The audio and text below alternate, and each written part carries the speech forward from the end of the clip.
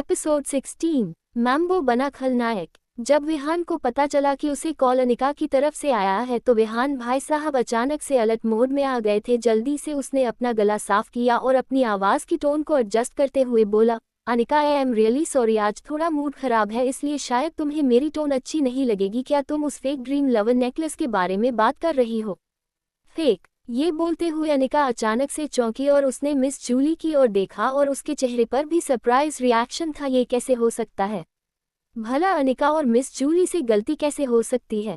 जिस नेकलेस को अभी अनिका ने पहना हुआ है वो असली ड्रीम लवर नेकलेस ही है, तो फिर विहान उसे फेक क्यों बोल रहा है? दोनों में से किसी को कुछ समझ नहीं आ रहा था।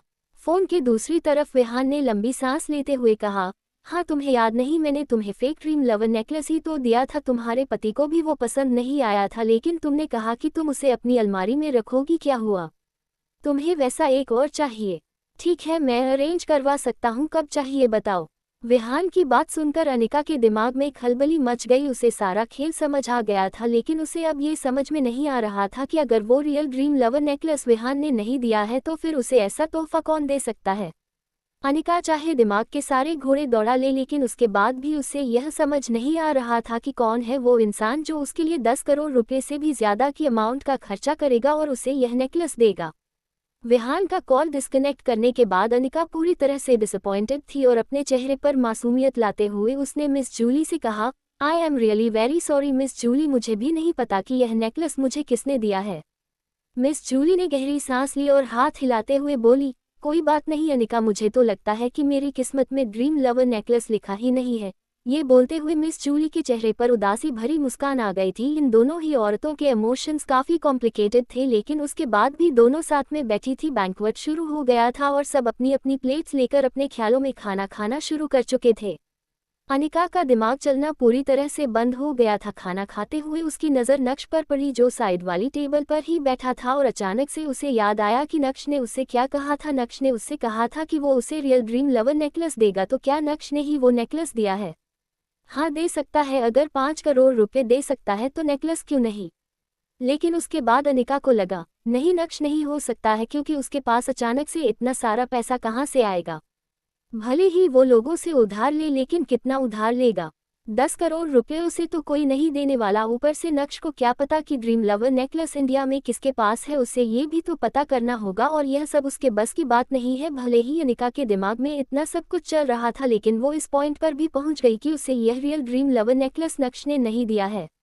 नक्श ने जल्दी जल्दी अपनी प्लेट साफ की और अब उसका पेट भी पूरी तरह से भर गया था। मुंह पोंछने के लिए जब नक्श ने नैपकिन उठाया तो अचानक से उसकी नज़र मिस जूली पर पड़ी जो अनिका के साथ ही बैठी थी। मिस जूली को देखकर अचानक से नक्श को याद आया कि वो उसे जानी पहचानी क्यों लग रही थी। नक्श के सीईओ बनने के बाद उसे देसाई परिवार से भी पार्टनरशिप करने का इन्विटेशन मिला था। नक्श की सेक्रेटरी नंदिता ने जो देसाई परिवार की इन्फॉर्मेशन दी उसमें मिस जूली की एक तस्वीर भी थी। उस तस्वीर में मिस जूली काफ़ी इंटरेस्टिंग लग रही थी। मिस जूली के बारे में पढ़कर नक्श को इतना पता चला कि मिस जूली की परवरिश उसके पिता ने की और वो बहुत ही कम उम्र में कंपनी की डेप्यूटी प्रेसिडेंट बन गई। यह औरत बहुत ही जिद्दी है और इसने अपनी जिंदगी में काफ़ी कुछ देख रखा है। मिस जूली को समझना नामुमकिन है। आज की सेलिब्रेशन पार्टी में भी मिस जूली ने बहुत कैजुअल या फिर नॉर्मल से कपड़े पहने जिनकी मार्केट वैल्यू कुछ खास नहीं होगी, लेकिन जो अंगूठी उन्होंने अपने हाथ में पहनी है उस एक अंगूठी से सूरत में एक शानदार विला खरीदा जा सकता है। भले ही किसी ने ये नोटिस नहीं किया हो, लेकिन नक्श ने तो एक नज़र में ही सब पता कर लिया। वो अंगूठी एंटीक है जिसकी मार्केट वैल्यू करोड़ों में होगी। बचपन में नक्श अपने दादाजी को फॉलो करता था और उनके साथ रहते हुए उसकी मुलाकात अलग अलग इंडस्ट्रीज के कई बड़े बड़े लोगों से हुई, लेकिन उस समय नक्श केवल 10 साल का था। नक्श को डायमंड्स का बहुत शौक था। ये जानकर उसके दादाजी ने बचपन में ही उसकी क्लासेस लगा दी थी जिससे उसे हीरे की पूरी परख समझ आ जाए। और आज देखिए उसने कैसे मिस जूली की अंगूठी को परख लिया। उस एंटीक अंगूठी के क्या ही कहने, हीरे के साथ साथ उसमें रूबी भी था, ऊपर से और भी कई सारे डायमंड्स की लेयर थी। दरअसल उस अंगूठी को किसी म्यूजियम में होना चाहिए, क्योंकि नक्श के हिसाब से वो अंगूठी सदियों पुरानी है, लेकिन वो अभी मिस जूली के हाथ में है। अभी नक्श ये सोच ही रहा था कि क्यों ना वो अनिका को ऐसी ही एक अंगूठी तोहफे में देगी, तभी अचानक से कल्याणी अपनी कुर्सी से उठी और उनके कदम स्टेज की तरफ बढ़ने लगे थे। माइक हाथ में लेकर कल्याणी ने बोलना शुरू किया, प्लीज सभी बैठ जाइए अनिका, सभी को बताओ कि तुमने भानुशाली ग्रुप के साथ कैसे कोलैबोरेशन किया, तुम कामयाब कैसे हुई, तुमने क्या क्या तैयारी की, इससे सभी को एक अच्छा एक्सपीरियंस मिलेगा। भले ही मुस्कुराते हुए कल्याणी का चेहरा झुर्रियों से भरा था, लेकिन उसके बाद भी उनकी मुस्कान रुकने का नाम नहीं ले रही थी। हाथ हिलाते हुए कल्याणी ने अनिका की ओर इशारा किया और उसे जल्दी से स्टेज पर आने के लिए कहा। इशारा करने के बाद कल्याणी स्टेज से उतरी और अपनी जगह पर जाकर बैठ गई। सभी लोगों की नज़रें अनिका पर टिकी हुई थी और अनिका बहुत ही ज़्यादा नर्वस फील कर रही थी। कुछ सेकंड्स की हेसिटेशन के बाद भी अनिका स्टेज पर नहीं गई, बल्कि अपनी जगह पर ही खड़े रहकर उसने एम्बैरेस्ड होते हुए बोलना शुरू किया। दरअसल ऐसा कुछ भी नहीं है। उस दिन जब मैं भानुशाली ग्रुप के ऑफिस गई तो मेरी मुलाकात नए सीईओ से हुई ही नहीं, उनकी सेक्रेटरी ने मुझे कॉन्ट्रैक्ट दिया और साइन करने के लिए कहा। क्या बिना किसी मीटिंग के सीधा कॉन्ट्रैक्ट साइन करवा दिया? इसका मतलब इसने भी भानुशाली ग्रुप के नए सीईओ को नहीं देखा।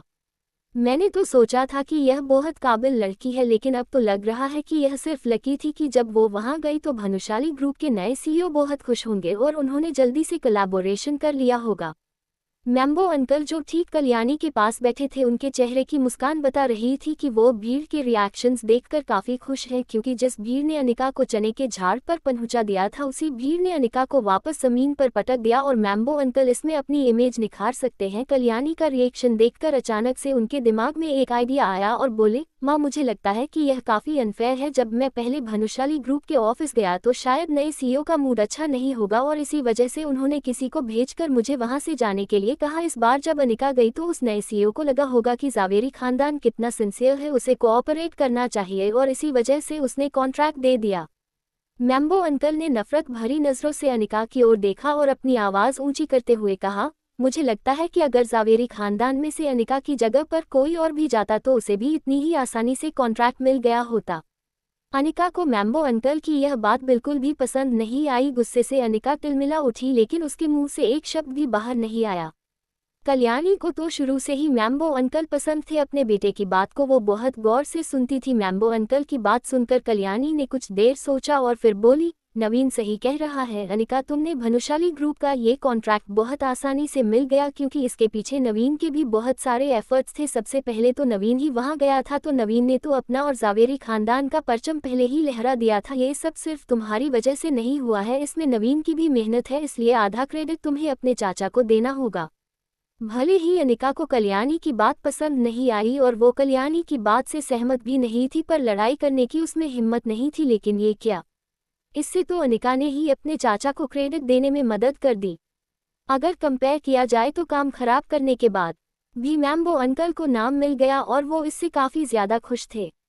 जावेरी खानदान के लिए मुझे जो कुछ भी करना पड़ेगा मैं उसके लिए पूरी तरह से तैयार हूँ। हाँ एक बात और, मैंने सुना है कि कुछ दिन पहले ही भानुशाली ग्रुप ने शिवानी नाम की एक नई आर्टिस्ट के साथ कॉन्ट्रैक्ट साइन किया है। मैं उस आर्टिस्ट के लिए फाइट करूंगा और जावेरी खानदान को उस आर्टिस्ट की सस्ती से सस्ती डील लाकर दूंगा। पूरा नेगोशिएशन मेरा होगा और जल्द ही वो आर्टिस्ट हमारा एक एक्ट करेगी, इसकी पूरी जिम्मेदारी मेरी होगी। क्यों, आप लोगों का क्या ख्याल है?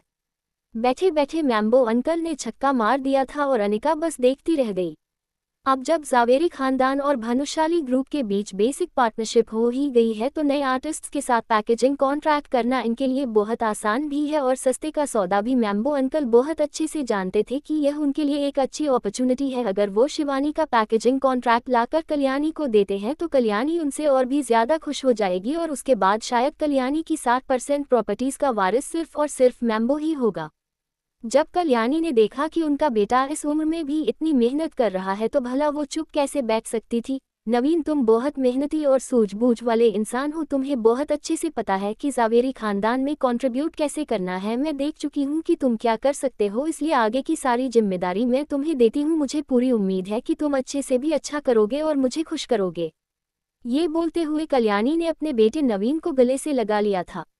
कल्याणी की बात सुनकर अनिका का चेहरा फीका पड़ गया था। वो काफ़ी अनकंफर्टेबल फील कर रही थी। जब अनिका ने अपनी माँ चित्रा को देखा तो चित्रा की नज़र भी अनिका पर ही थी। चित्रा ने इशारों इशारों में अनिका को शांत रहने के लिए कहा, इसके अलावा चित्रा भी कुछ नहीं कर सकती थी।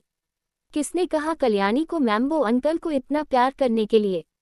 अब जब उन्होंने सारा मैटर मैम्बो अंकल के हाथ में रख दिया है तो हम बाकी के लोग अब क्या करें? कुछ ऐसे ही ख्याल अब अनिका के मन में नाचने लगे थे।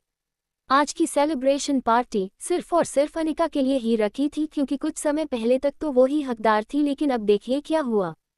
मैम्बो अंकल ने अपने मुंह से कुछ शब्द क्या कह दिए अनिका के क्रेडिट के साथ साथ अब इस सेलिब्रेशन पार्टी में वो मैं कैरेक्टर बन गए थे। भले ही अनिका को ये सब बिल्कुल भी अच्छा नहीं लग रहा था, लेकिन उसके चेहरे पर कोई रिएक्शंस नहीं थे, क्योंकि उसे भी बहुत अच्छे से पता था कि कल्याणी को वो बिल्कुल भी पसंद नहीं है। उसके बोलने ना बोलने से कुछ होने वाला नहीं है, इसलिए चुप रहने में ही समझदारी है।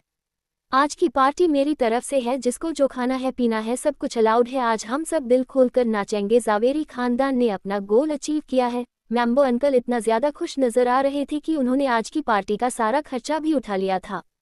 जैसे ही वो अपनी कुर्सी पर बैठे वैसे ही उन्होंने वेटर से कहा, वेटर मुझे हर टेबल पर सबसे बढ़िया क्वालिटी और सबसे एक्सपेंसिव वाइन चाहिए, जाओ जल्दी करो। वैसे तो गुजरात एक ड्राई स्टेट है, लेकिन आपको पता होगा कि सबसे ज्यादा शराब भी यही बिकती है और बड़ी बड़ी पार्टीज में ऐसे बड़े बड़े नखरे तो होते ही रहते हैं।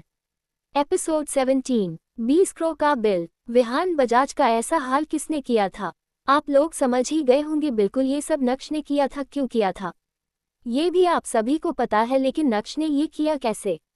अगर आपको याद है तो नक्श ने अपने दादाजी के सामने दो डिमांड्स रखी थी। एक डिमांड ड्रीम लवर नेकलेस की थी और दूसरी डिमांड नक्श ने अपने दादाजी को व्हाट्सएप की थी। उस दूसरी डिमांड में लिखा था, एनजी कॉर्पोरेशन का एक मेजर इन्वेस्टर कम पार्टनर है विहान बजाज, मैं उसे जल्दी से जल्दी बैंकरप्ट होते हुए देखना चाहता हूं। उसे पता चलना चाहिए कि उसने किसे ऑफेंड किया है। नाम डिस्क्लोज नहीं होना चाहिए, लेकिन काम हो जाना चाहिए। यही वजह है कि अब विहान के पास कुछ भी नहीं बचा है। दूसरी तरफ प्राइम स्टार होटल में वेटर मैम्बो अंकल को बताना चाहता था कि उसके पास कौन कौन सी वाइन अवेलेबल है, लेकिन जब उसने मैम्बो अंकल के मुंह से फरमाइश सुनी सबसे अच्छी क्वालिटी और सबसे एक्सपेंसिव, तो तुरंत ही उसने अपना सर हिलाया और अपने काम में लग गया। अरे रुकिए जनाब, अभी तो पार्टी शुरू हुई है। जब सभी टेबल पर वाइन पहुंच गई तो मैम्बो अंकल अपनी कुर्सी से उठे और अपने जाम को ऊपर उठाते हुए बोले, चलो let's have a toast. Javeri खानदान की सक्सेस को मिलकर सेलिब्रेट करते हैं। आज कोई भी यहाँ से सोबर नहीं जाना चाहिए। It's party time guys. Mambo uncle की बात सुनकर सभी लोग अपने अपने पैग हाथ में वाइन लेकर कुर्सी से उठे और चेयर्स करते हुए मैम्बो अंकल को कंग्रेचुलेट करने लगे। जावेरी खानदान में मैम्बो अंकल की इमेज बहुत पावरफुल थी और यही वजह थी सभी उनकी बातों में आ जाते थे। इस समय इस सेलिब्रेशन पार्टी की असली हकदार अनिका को कोई भी नहीं पूछ रहा था। वो काफी अकेला महसूस कर रही थी, लेकिन इससे जावेरी खानदान को कोई फर्क नहीं पड़ रहा था। शराब का सिलसिला चलता रहा और डीजे वाले बाबू ने पार्टी में 4 चांद और लगा दिए। करीब 1 से 1.5 घंटा नाचने के बाद ये पार्टी अपने चरम पर जा पहुंची थी। मैम्बो अंकल ठीक से खड़े भी नहीं रह पा रहे थे, उन्हें सब कुछ ब्लड नजर आ रहा था, लेकिन उसके बाद भी उनके थिरकते हुए कदम रुकने का नाम नहीं ले रहे थे। तभी मैम्बो अंकल ने अपने वॉलेट से कार्ड बाहर निकाला और वेटर को थमाते हुए कहा, इस कार्ड से सारा बिल पेमेंट कर दो। ओह माय गॉड, ये तो स्विस बैंक का गोल्ड कार्ड है। किसी ने उस कार्ड को पहचान लिया जो मैम्बो अंकल ने अपने वॉलेट से निकाला था और सरप्राइज टोन के साथ जोर से चिल्लाते हुए सभी का ध्यान उस कार्ड की तरफ अट्रैक्ट किया। जब मैम्बो अंकल के करीबी लोगों की नज़र उस कार्ड पर पड़ी तो वो भी पूरी तरह से शॉक्ड रह गए थे। स्विस बैंक का कार्ड वो कार्ड है जो हर किसी के पास नहीं होता। इस बैंक का बेसिक से भी बेसिक कार्ड होने के लिए आपके पर्सनल एसेट्स की वैल्यू 5 करोड़ होनी चाहिए। सिल्वर कार्ड के लिए आपके पर्सनल एसेट्स की वैल्यू 10 करोड़ होनी चाहिए और गोल्ड कार्ड जो मैम्बो अंकल के पास है उसके लिए आपके पास 15 करोड़ से ज्यादा का पर्सनल एसेट्स होना चाहिए। वैसे तो मैम्बो अंकल का टोटल एसेट 30 करोड़ है, लेकिन उसमें कई चीजें शामिल हैं जो स्विस बैंक की रेगुलेशंस पर खरी नहीं उतरती। इसलिए इस गोल्ड कार्ड को पाने के लिए मैम्बो अंकल ने 3 साल तक पैसा बचाया और उसके बाद 15 करोड़ रुपए उस बैंक में डाले, तब जाकर उन्हें ये कार्ड मिला। ये सब कुछ मैम्बो अंकल ने इंडिया आने से पहले ही किया, जिससे यहाँ आकर वो सभी के सामने हीरो बन सके। और देखिए उनका एक एक आइडिया आज काम करता हुआ दिख रहा था। मैम्बो अंकल की नज़र मिस जूली पर पड़ी जो ठीक उनके बाजू में खड़ी थी और उसे देखकर उनका दिल काफ़ी प्राउड फील कर रहा था। देसाई परिवार की डेप्यूटी प्रेसिडेंट के सामने उन्हें एक अच्छी खासी अपॉर्चुनिटी मिली थी जिससे वो शो ऑफ कर सके और यही तो वो कर रहे थे। दूसरी तरफ जब मिस जूली की नज़र मैम्बो अंकल के गोल्ड कार्ड पर पड़ी तो वो भी लगातार मैम्बो अंकल को देखने लगी थी। मिस जूली के पास स्विस बैंक का सिल्वर कार्ड था जो गोल्ड कार्ड से एक पोजीशन नीचे था। एसेट्स के मामले में मिस जूली के पास कोई कमी नहीं थी, लेकिन उसमें देसाई परिवार के बाकी लोगों का भी हिस्सा था। वैसे तो मिस जूली ने लोगों के सामने कह दिया था कि वो ड्रीम लवर नेकलेस के लिए डबल पैसा भी देने को तैयार है, लेकिन असल में उसे अपने डैड से फंड्स मांगने पड़ते। जब मैम्बो अंकल ने देखा कि मिस जूली लगातार और बार बार उन्हें ही देख रही है तो वो और भी ज्यादा एक्साइटेड हो गए और अपनी अमीरी दिखाते हुए बोले, वेटर सारे टेबल्स की बिलिंग कर दो, जो भी खर्चा है वो इस कार्ड से पेमेंट करो, बस उस टेबल को छोड़ दो, उससे मेरा कोई लेना देना नहीं है।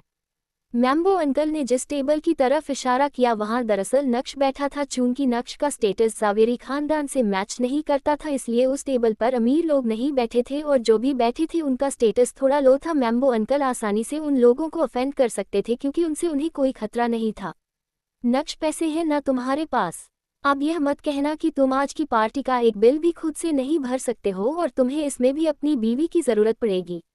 शातिर मुस्कान के साथ मैम्बो अंकल नक्श की तरफ बढ़े और उसके कंधे को थपथपाते हुए कहा। नक्श मुस्कुराया और उसने कुछ भी नहीं कहा। मैम्बो अंकल ने नफरत भरी नजरों से नक्श की ओर देखा और तुरंत ही अपना हाथ उसके कंधे से हटा लिया। उसके बाद मैम्बो अंकल की नज़र मिस जूली पर पड़ी और मुस्कुराते हुए बोले, मिस जूली, मैंने सुना कि आपको ड्रीम लवर नेकलेस बहुत पसंद है ना? मेरे बहुत सारे दोस्त हैं और उस नेकलेस को खोजने के कई सारे तरीके भी। आप बिल्कुल परेशान ना होए, उस नेकलेस को खरीदने में मैं आपकी मदद करूंगा। मिस जूली ने अपना सर हिलाया। अभी भी उसके सख्त और ठंडे चेहरे पर कोई मुस्कान नहीं थी। मिस जूली ने मुंह बनाते हुए कहा, तो फिर मुझे आपको पहले ही थैंक्स कह देना चाहिए मिस्टर जावेरी।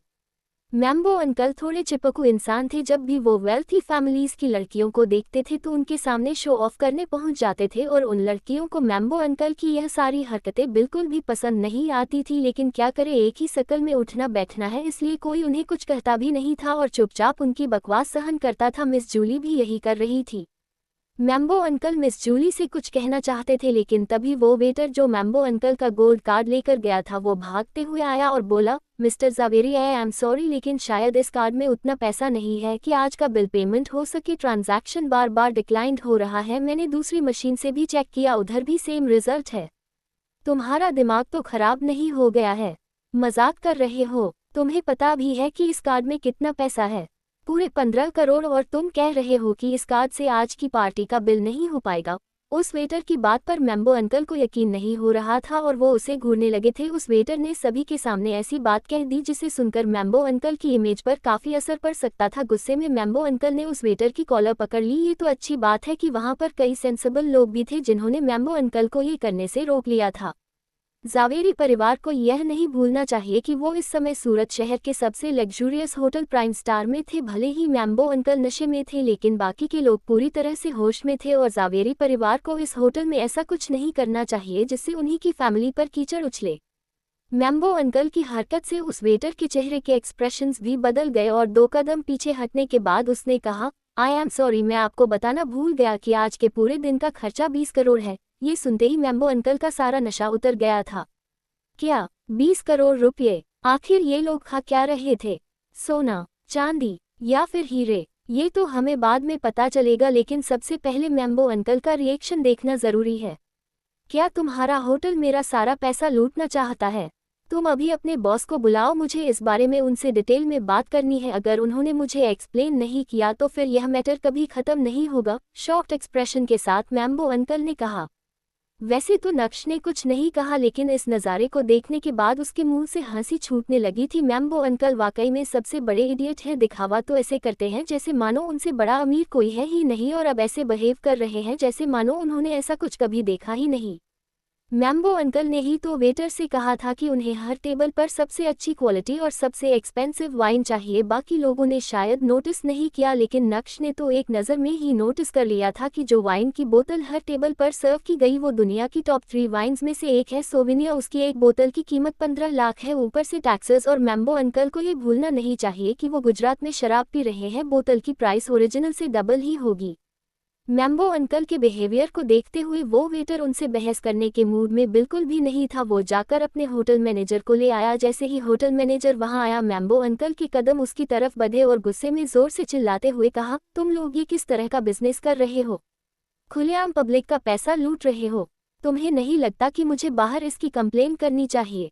मैम्बो अंकल को लग रहा था कि उनकी बात सुनकर होटल का एडमिनिस्ट्रेशन हिल जाएगा, लेकिन उन्हें नहीं पता था कि असल में होटल मैनेजर उन्हें ही हिला डालेगा।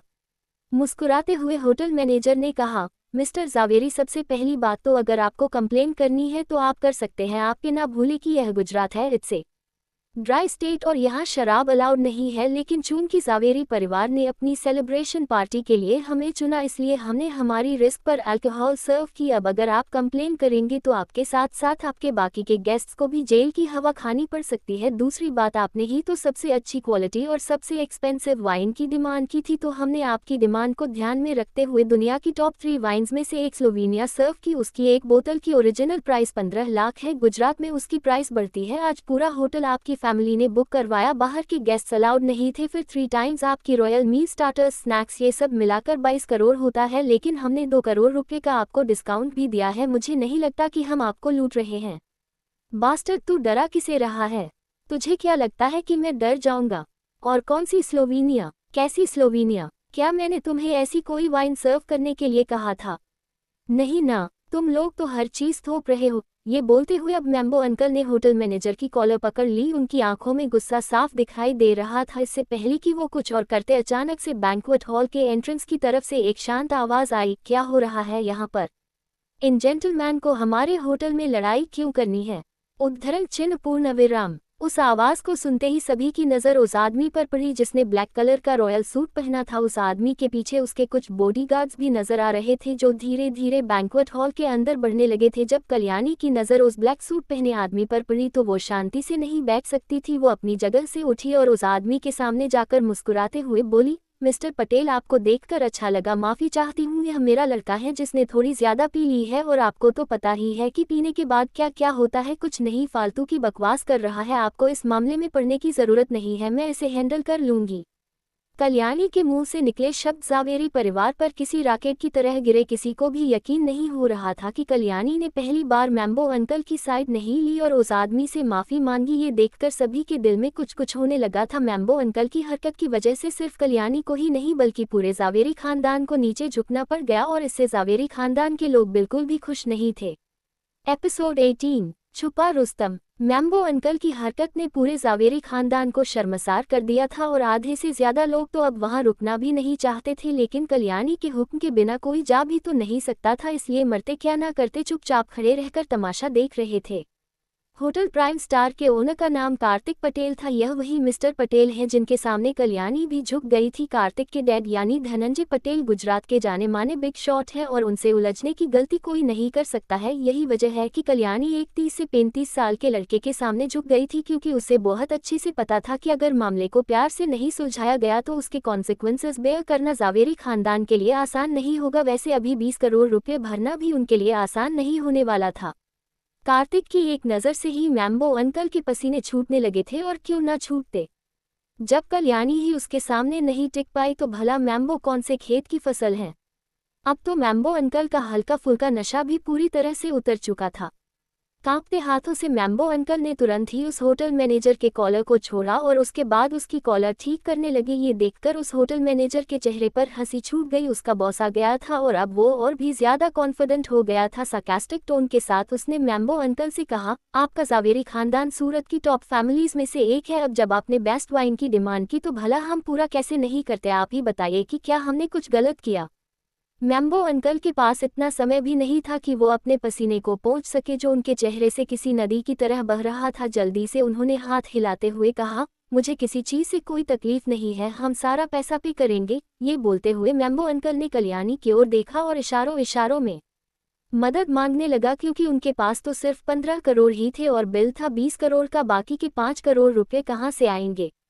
मैम्बो अंकल ने 2 कदम कल्याणी की तरफ बढ़ाए जिससे कल्याणी के सर से कार्तिक पटेल का थोड़ा प्रेशर कम हो सके। गहरी सांस लेते हुए कल्याणी ने मुस्कुराते हुए कार्तिक से कहा, मिस्टर पटेल, अभी जो कुछ भी हुआ उसमें जावेरी खानदान की गलती है और हम एक्सेप्ट करते हैं। आपको अपने मन में ग्रजेस रखने की कोई ज़रूरत नहीं है। अब हमें आपसे काम पड़ता रहेगा और आप चिंता ना करें, हम अभी ही सारा पैसा चुका देते हैं।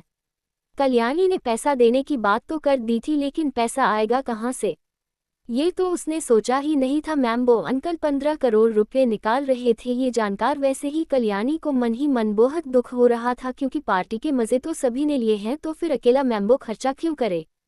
जब कल्याणी के मन में ये ख्याल आया तो तुरंत ही उसने जावेरी खानदान के बाकी लोगों की ओर देखते हुए कहा, मैं नहीं चाहती कि नवीन अकेला खर्चा करे। इस पार्टी में सभी ने बहुत मजे किए हैं तो अब चुकाना भी पड़ेगा, इसलिए तुम सभी 1-1 करोड़ रुपए निकालो, बाकी का सब कुछ मैं और नवीन देख लेंगे। हालांकि कल्याणी की बात सुनकर जावेरी खानदान के बाकी लोग बिल्कुल भी सहमत नहीं थे। सबसे महंगी वाइन मैम्बो ने जोश जोश में सबके लिए ऑर्डर कर दी तो उसका पैसा बाकी के परिवार वाले क्यों दे, लेकिन उनमें से किसी ने भी कल्याणी के खौफ से अपोज नहीं किया। मजबूरी में सभी पैसा देने के लिए तैयार हो गए थे। हालांकि इस समय जावेरी खानदान के दो लोगों के चेहरे पूरी तरह से उतरे हुए दिखाई दे रहे थे और वो थे अनिका और चित्रा। उनके लिए इस पार्टी के लिए 1 करोड़ रुपये निकालना बहुत मुश्किल था। जो 5 करोड़ रुपए अनिका को नक्श से मिले थे उससे तो अनिका ने अपनी कंपनी का कर्जा चुका दिया और उसके बाद उसके बैंक अकाउंट में 30-40 लाख रुपए के अलावा और कुछ भी नहीं था। और अगर यह पैसे भी उसने यहाँ दे दिए तो फिर नंगा नहाएगा क्या और निचुड़ेगा क्या? अनिका, तुम्हारे चेहरे पर 12 क्यों बजे हैं? अब मुझे यह मत कहना कि तुम 1 करोड़ नहीं निकाल सकती, या फिर तुम 1 करोड़ रुपये निकालना ही नहीं चाहती हो। जब मैम्बो अंकल ने अनिका का परेशान चेहरा देखा तो अपनी आदत से मजबूर अनिका को नीचा दिखाने के चक्कर में जोर से चिल्लाते हुए बोल पड़े। मैम्बो अंकल की बात सुनकर सभी की नज़रें अनिका पर जाकर अटक गई और जब अनिका ने ये सीन देखा तो उसका चेहरा शर्म से लाल हो गया था। इससे पहले कि अनिका कुछ रिएक्ट करती अचानक से एक आवाज़ आई, हमारे पास 1 करोड़ है। नक्श अपनी कुर्सी से हिला भी नहीं था लेकिन उसने सभी को हिला डाला था। नक्श की नज़र मैम्बो अंकल, कार्तिक और बाकी लोगों पर टिकी हुई थी। जब कार्तिक ने यह आवाज़ सुनी तो उसके चेहरे के एक्सप्रेशंस अचानक से बदल गए। कांपती हुई आवाज़ के साथ कार्तिक ने कहा, क्या मैं जान सकता हूँ कि तुम कौन हो? भले ही दूसरे लोग नहीं देख पाए कि कार्तिक डर गया है, लेकिन नक्श ने आसानी से देख लिया था कि उसके एटीट्यूड ने कार्तिक को हिला डाला था। वैसे अभी नक्श का एटीट्यूड कम कहाँ होने वाला था। नक्श ने अपना सरनामे हिलाया और उसके चेहरे पर एक मुस्कान आ गई थी। जब मैम्बो अंकल ने देखा कि नक्श की इस हरकत की वजह से कार्तिक का चेहरा एकदम सीरियस हो गया है तो उन्हें लगा कि नक्श ने कार्तिक को ऑफेंड कर दिया है और अगर कार्तिक ऑफेंड हो गया तो फिर जावेरी खानदान पर शामत आ जाएगी। यही सोचते हुए तुरंत ही मैम्बो अंकल ने कहा, मिस्टर पटेल, यह आदमी हमारे परिवार का दामाद है लेकिन ये किसी काम का नहीं है। इसे अमीरों के साथ उठने और बैठने की आदत नहीं। अगर आपको इसका बिहेवियर पसंद नहीं आया तो आपको इसके साथ जो करना है आप कर सकते हैं। इससे हमारा कोई रिश्ता नहीं, बस मुझसे और जावेरी खानदान से कोई ग्रजेस मत रखिएगा। दफा हो जाओ। कार्तिक ने मैम्बो अंकल को घूरा और अपना हाथ हिलाते हुए उन्हें साइड में कर दिया। उसी समय नक्श भी अपनी जगह से खड़ा हो गया और शांत अंदाज में कार्तिक को देखने लगा। धीरे धीरे कार्तिक के चेहरे पर खुशी और एक्साइटमेंट दिखने लगी थी। उसने 7 सालों से नक्श को नहीं देखा था और एक्सपेक्ट नहीं किया था कि आज उसकी मुलाकात कुछ इस तरह होगी। लंबे समय से तुझे नहीं देखा। नक्श ने मुस्कुराते हुए कार्तिक को देखा। उसके एक्सप्रेशंस काफी रिलैक्स्ड और नेचुरल थे। ये सीन देखकर जावेरी खानदान पूरी तरह से शॉक्ड था और नक्श ने उन सभी को पूरी तरह से इग्नोर कर दिया था। कार्तिक के कदम जल्दी से नक्श की ओर बढ़े और उसने नक्श का हाथ पकड़ते हुए कहा, क्या सेठ जी आप बड़े क्या हुए, आप तो हमें भूल ही गए। सेठ जी, ये सुनकर वहां मौजूद सभी लोग चौंक उठे। क्या नक्श कहीं का सेठ है? लगता तो किसी एंगल से नहीं है, तो फिर कार्तिक उसे सेठ जी क्यों कह रहा है? सभी के मन में कुछ ऐसे ही सवाल आ रहे थे। प्राइम स्टार होटल का मैनेजर जो इतने सालों से कार्तिक को फॉलो कर रहा है, उसका मुंह भी खुला का खुला रह गया था। उसने कार्तिक की ओर देखा जो पूरी तरह से अपना कंपोजर खो चुका था। ये देखकर वो अपनी आंखों पर यकीन नहीं कर पा रहा था। क्या ये वही बॉस है जो किसी से सीधे मुंह बात तक नहीं करता है? होटल मैनेजर के मन में अब ये सवाल उठने लगा था। अब मैं कहीं का भी सेठ जी नहीं रहा। मिस्टर पटेल, मुझे सिर्फ नक्श कहकर बुलाओ। नक्श ने तुरंत ही कार्तिक को गले लगाया और उसके कान में फुसफुसाते हुए कहा, अगर किस्मत की बात करें तो वो बहुत ही अनप्रेडिक्टेबल चीज़ है, कभी भी बदल जाती है। और देखिए आज क्या हुआ।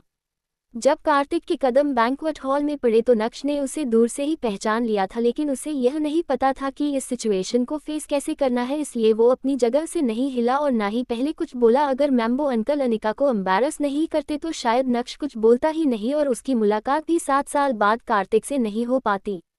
जवानी के दिनों में नक्श ने कार्तिक की जान बचाई थी। कार्तिक स्कूल के समय से ही काफ़ी बदमाश था और गलत आदतों का शिकार बन गया था। उसकी ऐसी ही एक गलत आदत ने उसे मुश्किल में डाल दिया था। कार्तिक के सर पर मौत की तलवार लटकी हुई थी। अगर सही समय पर नक्श अपने बॉडीगार्ड्स के साथ नहीं आता तो आज कार्तिक जिंदा नहीं होता, और अगर आज कार्तिक जिंदा नहीं होता तो सूरत शहर को प्राइम स्टार जैसा लग्जूरियस होटल भी नहीं मिल पाता। कार्तिक की हरकतों की वजह से पटेल खानदान ने उसे घर से निकाल दिया था। ऐसा नहीं है कि उस समय कार्तिक के पास पैसा नहीं था, लेकिन इतना नहीं था कि वो अपने पैरों पर खड़ा हो सके। उस समय नक्श ने कार्तिक को 10 करोड़ रुपए की मदद की थी। आज से 7 साल पहले 10 करोड़ की कीमत यानी आज के 25 करोड़ रुपए के बराबर है। नक्श ने एक्सपेक्ट नहीं किया था कि 7 सालों में कार्तिक इतना कुछ अचीव कर लेगा। ये देखकर नक्श को हैरानी भी हुई और अपने दोस्त के लिए खुशी भी। कार्तिक आज अपने सामने नक्श को देख रहा था और उसका दिल इमोशन से भरा गया था।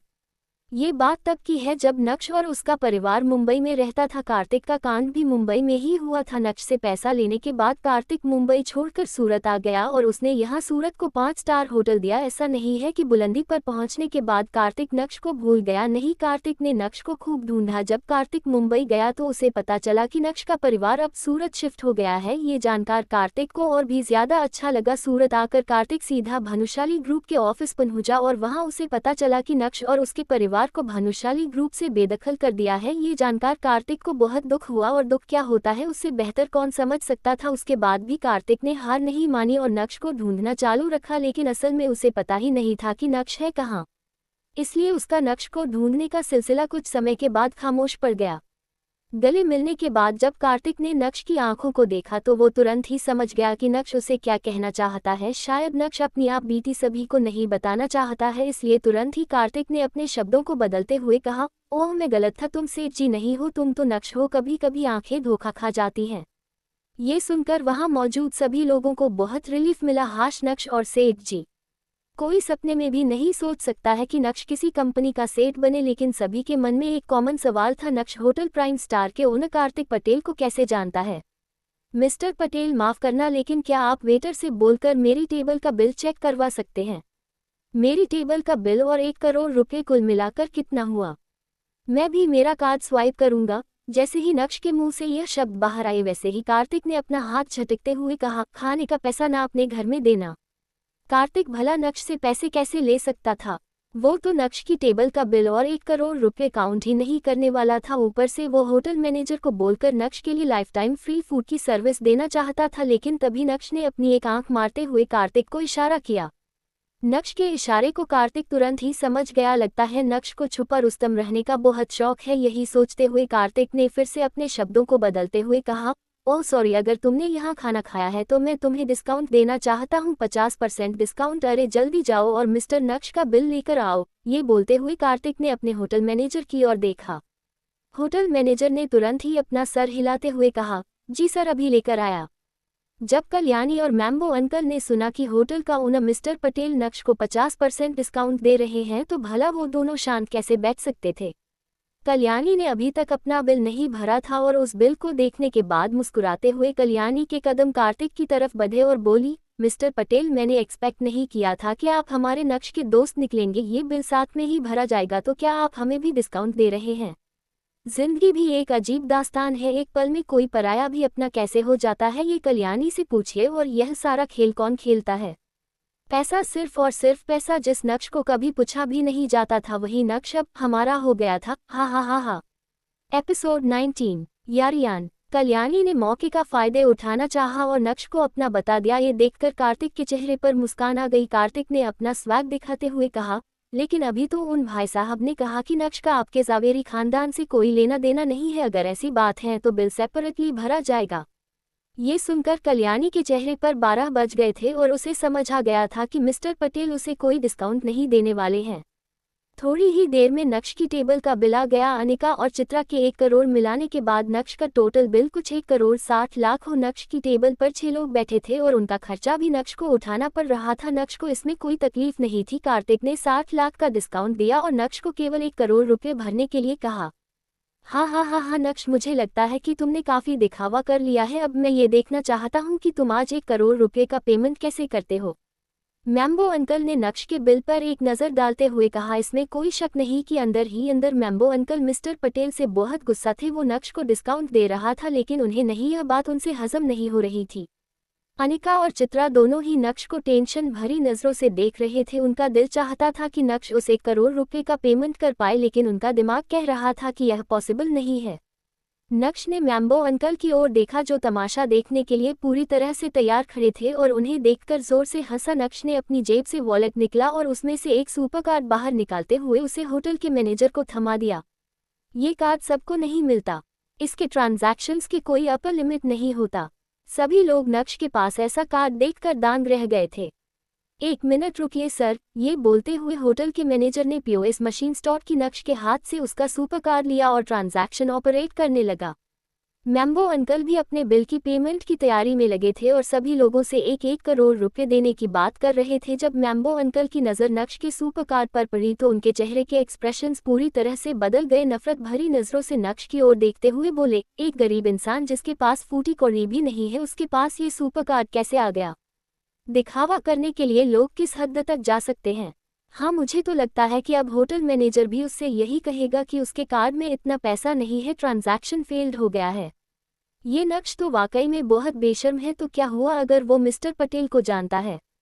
बिल भरने का पैसा तो उसके पास है ही नहीं ना, तो फिर फालतू का ये दिखावा, ये ड्रामा करने की क्या ज़रूरत है? देखना, जब ट्रांजैक्शन फेल्ड होगा ना, तब मिस्टर पटेल उसे भी नहीं छोड़ेंगे। एक जवान औरत ने कहा जो कार्तिक का ध्यान अपनी तरफ खींचना चाहती थी, लेकिन कार्तिक ने उसकी बातों पर बिल्कुल भी ध्यान नहीं दिया था। एक तरफ सभी लोग नक्श के बारे में कुछ न कुछ बोल रहे थे तो दूसरी तरफ कार्तिक उन बातों को गौर से सुन रहा था और बारी बारी से सभी को नोटिस कर रहा था। उसे समझा गया था कि यह मैम्बो बहुत ही कमीना इंसान है और बाकी के लोग बेवकूफ़ हैं जो उसकी बातों में आकर भेड़चाल का शिकार हो रहे हैं। जब मैम्बो अंकल ने देखा कि कार्तिक उन्हें ही देख रहा है तो अचानक से उनका चेहरा पीला पड़ गया। तुरंत ही उन्होंने अपना मुंह बंद किया और उनके साथ साथ बाकी के लोग भी पूरी तरह से शांत हो गए थे। अचानक से पूरे बैंक्वेट हॉल में शांति छा गई थी। अनिका और चित्रा भी अब नक्श के करीब जा पहुंचे थे। अनिका को अंदर ही अंदर डर सता रहा था और उसे लग रहा था कि अभी उसे होटल के मैनेजर से ये सुनने को मिलेगा कि सॉरी सर, आपके कार्ड में इनफ बैलेंस नहीं है। लेकिन अगले ही पल जो हुआ उससे अनिका पूरी तरह से शॉक रह गई थी। ऑल राइट मिस्टर नक्श, आपका 1 करोड़ का ट्रांजैक्शन सक्सेसफुल रहा, ये लीजिए आपका कार्ड। होटल मैनेजर ने अपने दोनों हाथों से पूरी रिस्पेक्ट के साथ नक्श को उसका कार्ड लौटाया। नक्श ने अपना सर हिलाया और अपने कार्ड को वापस से अपने वॉलेट में डाल दिया।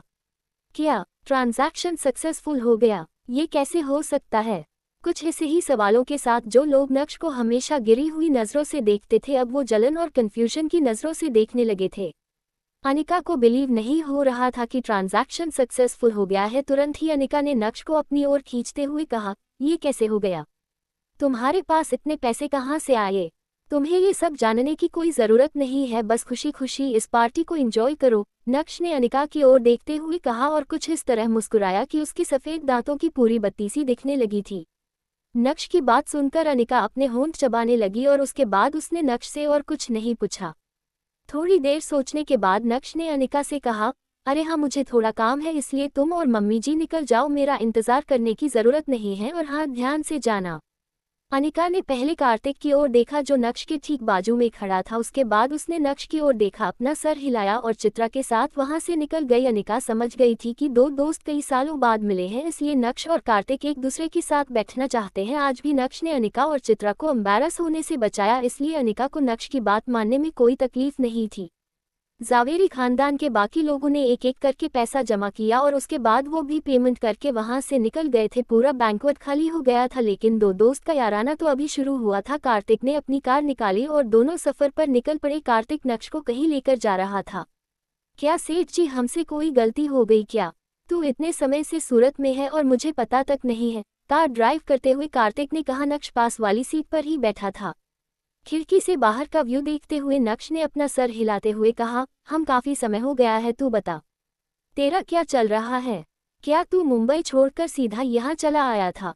हंसते हुए कार्तिक ने कहा, हाँ तो और क्या, तूने ही तो कहा था कि मुंबई मेरे लिए सेफ नहीं है, ये ले पैसा और बना अपनी जिंदगी। यार, बाप ने तो लात मारकर बिजनेस से बाहर कर दिया, वो अलग बात है कि अब जब मेरा बिजनेस चमक गया है तो बाप भी लाइन पर आ गया है। हाँ हाँ हाँ हाँ। उस समय सोच रहा था कि कहाँ जाऊँ तो एक दोस्त ने कहा कि सूरत आ जा। सूरत पहुँचकर सोचा कि क्या करूँ, तो दोस्त ने कहा कि जो तेरा बाप करता है वो कर, बस वही किया। बाप के जैसे एक होटल खोला और आज सूरत का सबसे बेस्ट होटल है तेरे भाई के पास। कम से कम सेठ जी, मैंने आपको डिसअपॉइंट नहीं किया, तेरे पैसों का मैंने सही चीज़ में इस्तेमाल किया।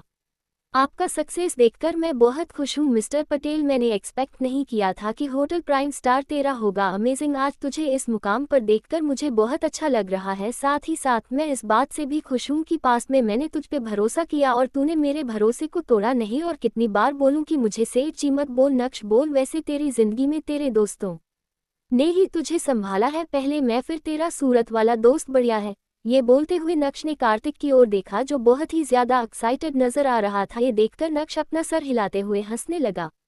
हाँ यार, मेरी जिंदगी को संवारने वाले, मेरी जिंदगी बनाने वाले तुम ही दो चार लोग हो, और जिसने भी मेरे लिए किया है मैं उसे भूलने वालों में से नहीं हूँ। और तू भी मुझे मिस्टर पटेल मत बोल। क्या है ये? चूंकि कार्तिक ड्राइव कर रहा था इसलिए उसका पूरा ध्यान रोड पर था, लेकिन उसकी आंखों में नक्श के प्रति प्यार देखा जा सकता था।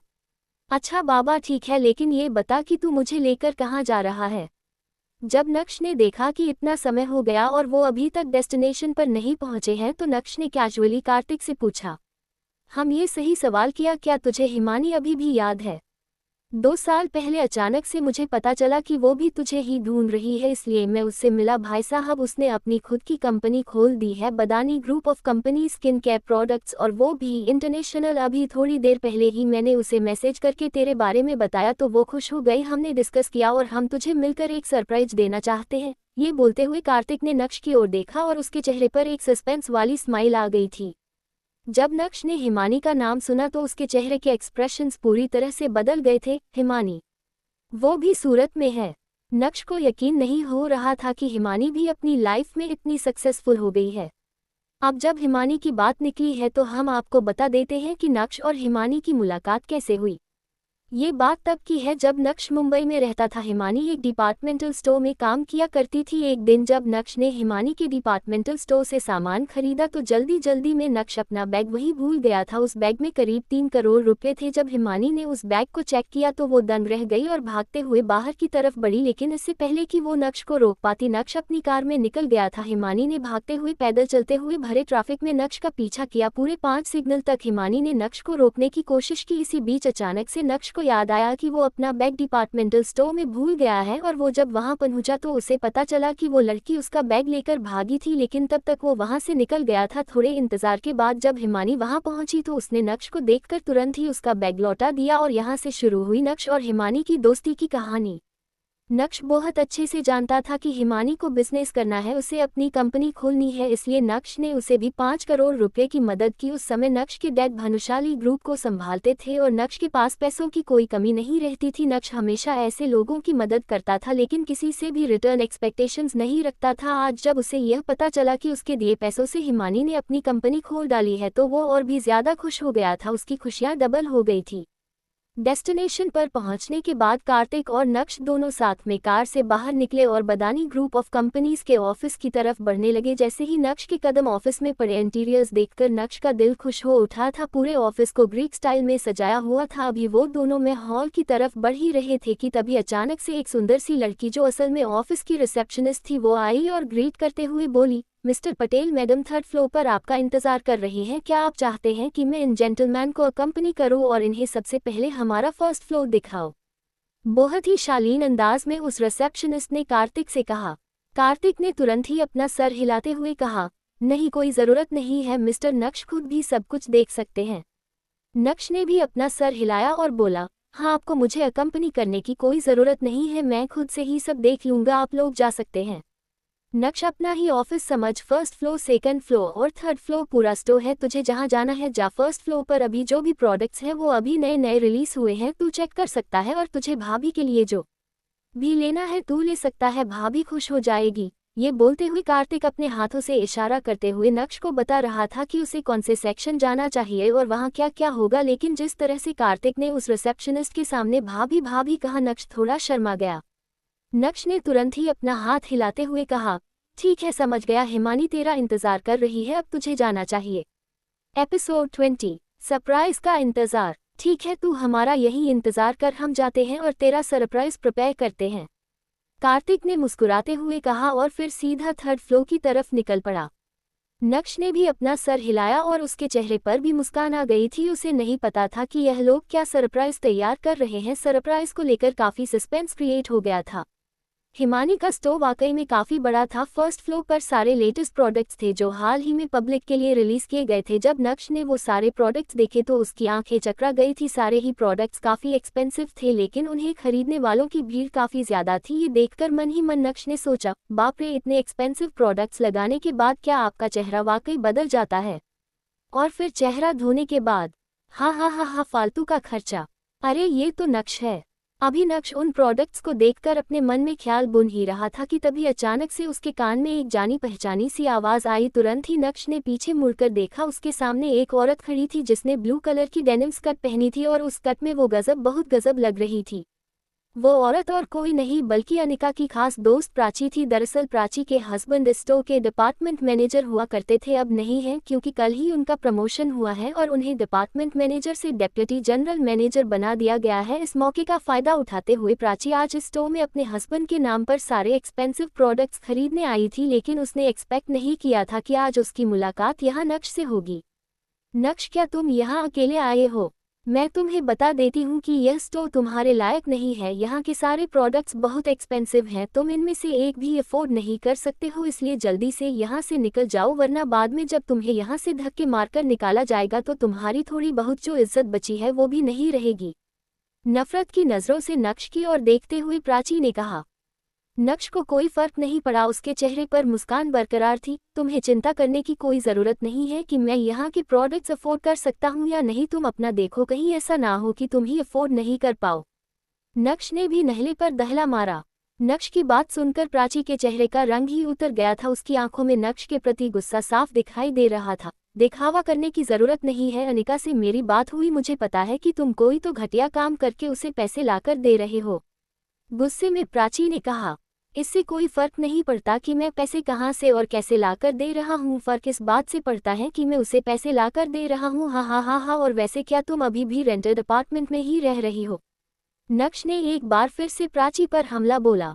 नक्श के ताने सुनकर प्राची के चेहरे के एक्सप्रेशंस पूरी तरह से बदल गए थे। दांत पीसते हुए अभी प्राची कुछ कहने ही वाली थी कि तभी एक मोटा आदमी जिसका पेट बाहर निकला हुआ था वो वहां आया और बोला, प्राची सूझे, यह आदमी कौन है? वो आदमी और कोई नहीं बल्कि प्राची का हस्बैंड था। जब नक्श की नज़र उस आदमी पर पड़ी तो नक्श उसे देखता ही रह गया, उसकी आंखें हटने का नाम ही नहीं ले रही थी। उसके बाद नक्श ने खूबसूरत प्राची को देखा और मन ही मन सोचते हुए बोला, ओह गॉड, क्या वाकई में प्यार अंधा होता है? ये खूबसूरत परी इस दानव के साथ क्या कर रही है? प्राची ने नक्श की तरफ इशारा करते हुए गुस्से से कहा, बेबी, यह आदमी अनिका का हस्बैंड है, मैंने बताया था ना, घर जमाई बनकर रह रहा है, खुद तो कुछ करता धरता नहीं है और यहाँ मुझे ताने मार रहा है, बोल रहा है कि यहाँ से चली जा, तू ये प्रोडक्ट्स अफोर्ड नहीं कर सकती, मुझे नीचा दिखा रहा है। अच्छा हुआ बेबी तुम आ गए। प्राची के हस्बैंड का नाम आलोक था और वो अपने गुस्से के लिए जाना जाता था। अब जब उसने अपनी बीवी के मुंह से ये सब सुना तो भला वो टॉलरेट कैसे कर सकता था? नक्श को देखकर उसकी आंखों में गुस्सा जलने लगा था। अपनी आवाज ऊंची करते हुए बोला, साले कमीने, तू मेरी बीवी को नीचा दिखाएगा? मेरी बीवी को देख और अपने आप को देख भिखारी, तुझे तो सड़क पे कोई एक रुपया भी नहीं देगा, कहाँ से आया है तू? चुपचाप चला जा वरना धक्के मारकर यहाँ से भेजूंगा, जानता भी है तू मैं कौन हूँ? ठंडी मुस्कान के साथ नक्श ने उन दोनों को देखा लेकिन उसकी टोन अभी भी बहुत काम थी। देखिए भाई साहब, मैंने आपकी बीवी को नीचा नहीं दिखाया है, जो कुछ भी यह कह रही है दरअसल वो सब इन्होंने मुझसे कहा था। रही बात शक की तो मुझे बहुत अच्छे से पता है कि मैं कितना हैंडसम हूँ, अगर हैंडसम नहीं होता तो आपकी बीवी से भी ज्यादा खूबसूरत अनिका मुझे कैसे मिलती, और भगवान का दिया सब कुछ है तो फिर मैं भिखारी कैसे हुआ?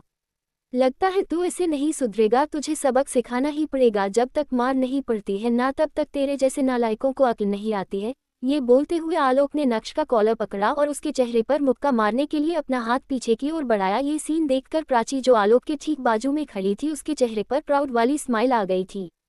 Stop it! आलोक नक्श को मुक्का जड़ने ही वाला था कि तभी अचानक से तेज आवाज आई जिसने आलोक के साथ साथ वहां मौजूद बाकी लोगों को भी हिला के रख दिया।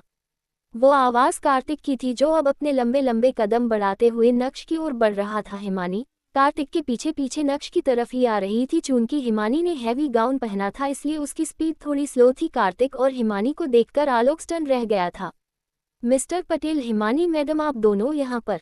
ये बोलते हुए आलोक ने नक्श का कॉलर छोड़ा और अपने चेहरे पर मुस्कान लिए उन दोनों को ग्रीट करने के लिए आगे बढ़ा। कार्तिक ने आलोक को घूरा और अपने हाथ से उसे साइड में करते हुए बोला, कौन है बे तू? और ये तू अभी क्या कर रहा था? मारने का शौक है तुझे? चल मार, मुझे मार। नहीं नहीं नहीं सर, आप ये क्या कह रहे हैं? मैं तो इस आदमी से निपट रहा था जो यहाँ प्रॉब्लम्स क्रिएट कर रहा था, और सर मैं तो बस इसे डराने की कोशिश कर रहा था। मिस्टर पटेल, मेरा अभी अभी प्रमोशन हुआ है, अब मैं इस स्टोर का डेप्यूटी जनरल मैनेजर बन गया हूँ। मुझे भी बहुत अच्छे से पता है कि अगर मैंने किसी को मारा तो इससे स्टोर का नाम खराब होगा, इसलिए मैंने पहले इस आदमी को प्यार से समझाया, लेकिन ये तो बदतमीजी करने लगा, इसलिए मुझे इसे डराना पड़ा। आप चाहे तो कस्टमर्स से पूछ सकते हैं। ये बोलते हुए आलोक ने अपनी ही बीवी प्राची की तरफ इशारा किया, जो कार्तिक और हिमानी की नज़रों में वाकई एक कस्म थी। आलोक बहुत अच्छे से जानता था कि कार्तिक और इस कंपनी की फाउंडर के बीच बहुत अच्छे रिश्ते हैं। ऊपर से कार्तिक का नाम तो वैसे ही सूरत में काफ़ी फेमस था, इसलिए आलोक कार्तिक से पंगे लेने की गलती कैसे कर सकता था। इसलिए अपनी बीवी को ढाल बनाते हुए उसने नक्श पर ही आरोप लगाना शुरू कर दिया था। Deputy general manager, right? Himani, तुम्हें लगता है कि इस पोजीशन के लिए यह आदमी फिट है? कार्तिक आलोक से बात करते हुए अपना टाइम वेस्ट नहीं करना चाहता था, इसलिए उसने इस मैटर को अब सीधा हिमानी के हाथों में डाल दिया था। उस सीन को देखकर वैसे ही हिमानी के चेहरे पर 12 बज गए थे। वो नक्श से नजरें भी नहीं मिला पा रही थी, और मिलाती भी कैसे। आज पहली बार नक्श उसके स्टोर में आया और उसके स्टाफ के लोग उसे ही मारने वाले थे। ये सोचते हुए हिमानी गुस्से से भर उठी, अपनी आवाज़ को बुलंद करते हुए बोली, आलोक, तुम कल मुझसे मेरे केबिन में मिलो, और हाँ, अपना रेजिग्नेशन साथ लेकर आना। तुम्हारी सैलरी सेटल करने के बाद तुम मुझे यहाँ दोबारा दिखने नहीं चाहिए। ये बोलने के बाद हिमानी ने आलोक की तरफ देखा ही नहीं, जिसका चेहरा पूरी तरह फीका पड़ गया था और शौक के मारे उसे कुछ भी समझ नहीं आ रहा था। हिमानी के कदम सीधा नक्श की तरफ बढ़े और उसने झुकते हुए नक्श से कहा, सॉरी सर, गलती हो गई, लेकिन आज इतने सालों के बाद आपको देखकर बहुत अच्छा लग रहा है। नक्श ने तुरंत ही हिमानी को गले से लगाया और उसके कान में फुसफुसाते हुए बोला, पागल हो गई हो क्या? ये सब क्या कर रही हो? तुम इस कंपनी की सीईओ हो, सारे एम्प्लॉयज तुम्हें देख रहे हैं, इतना भावुक होने की जरूरत नहीं है। उसके बाद नक्श ने थम्स अप दिखाते हुए हिमानी से कहा, तुम बहुत अच्छा कर रही हो, इतने कम सालों में तुमने इतना कुछ अचीव कर लिया, मैं तो ये सब देखकर शॉक रह गया। नक्श के मुंह से तारीफ सुनकर हिमानी के खूबसूरत चेहरे पर एक्साइटमेंट दौड़ने लगा था। तुरंत ही हिमानी ने कहा, सर, यह सारा क्रेडिट सिर्फ और सिर्फ आपको ही जाता है। अगर आप नहीं होते तो आज मैं यहाँ नहीं होती, पता नहीं कौन से डिपार्टमेंटल स्टोर में सामान दे रही होती। आपने मेरी जिंदगी बदल दी, उसके लिए तहे दिल से थैंक्स। रात की शुरुआत ऐसी हुई, उसके लिए एक बार फिर से माफ़ी चाहती हूँ। चलिए हम दूसरी जगह पर चलते हैं, और भी 2 लोग हैं, आपको उनसे मिलना चाहिए। नक्श के चेहरे पर भी मुस्कान आ गई। ऐसा लग रहा था जैसे सरप्राइज को रिवील होने में थोड़ा और इंतजार करना पड़ सकता था, लेकिन ये 2 लोग और कौन होंगे? नक्श इसके लिए भी बहुत एक्साइटेड था। नक्श ने भी अपना सर हिलाते हुए कहा, ठीक है, तो फिर चलो, देर किस बात की। जैसे ही वो तीनों एक साथ वहां से जाने लगी, तभी आलोक को एहसास हुआ कि उसके साथ असल में हुआ क्या है। तुरंत ही आलोक ने अपने कदम बढ़ाए और हिमानी को रोकने की कोशिश करते हुए बोला, हिमानी मैडम, प्लीज़ प्लीज़ एक बार मेरी बात सुनिए। मुझे पता है कि मुझसे गलती हुई है, मैं माफ़ी मांगता हूँ, प्लीज़ मुझे इस नौकरी से मत निकालिए। आलोक का चेहरा पछतावे से भरा हुआ था। अगर उसे पहले पता होता कि नक्श और हिमानी के बीच के रिश्ते कैसे हैं तो वो ऐसी गलती कभी नहीं करता, लेकिन आलोक तो खुद पहली बार नक्श से मिल रहा था। नक्श के बारे में वो कुछ भी नहीं जानता था, लेकिन अभी उन तीनों का रिश्ता देखकर उसे समझ आ गया था कि यह कोई ऑर्डिनरी रिश्ता नहीं है। अब कभी आलोक किसी को इतनी बुरा तरह से नीचा दिखाने की हिम्मत नहीं करेगा। अभी आलोक के लिए सबसे ज्यादा जरूरी यही था कि वो अपनी जॉब बचाए, वरना अगर उसे फायर कर दिया गया तो हिमानी और कार्तिक के चलते उसे पूरे सूरत में नौकरी नहीं मिलेगी। दूसरी तरफ जो झटका प्राची को लगा था उसका कंपैरिजन किसी से भी नहीं कर सकते हैं। उसे समझ नहीं आ रहा था कि नक्श जो हमेशा से कमजोर और डरपोक था, उसका उठना बैठना कार्तिक पटेल और हिमानी शाह जैसे लोगों के साथ कैसे पॉसिबल था। लेकिन प्राची अपने हस्बैंड से ज्यादा स्मार्ट थी और उसे अच्छे से पता था कि काम कैसे निकलवाना है।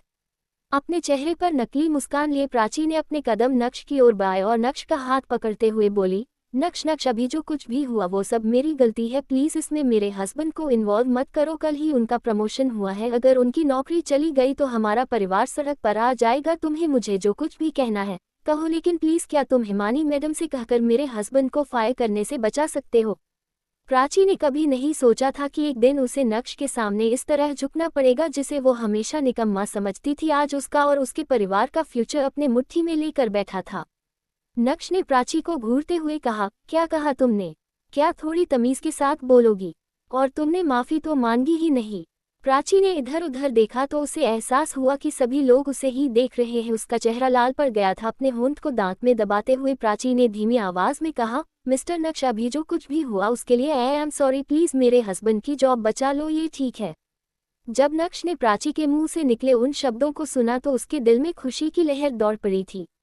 तुरंत ही नक्श ने हिमानी से कहा, ये दोनों माफ़ी मांग रहे हैं, माफ़ कर देते हैं, तुम्हारे लिए भी आसान हो जाएगा क्योंकि इतने जल्दी तुम्हें इस लेवल पर एम्प्लॉय नहीं मिलेगा। इसे काम करने दो, लेकिन इसे इंसान बनने में समय लगेगा और जब तक यह इंसान नहीं बनता तब तक प्रमोशन करना ठीक नहीं रहेगा।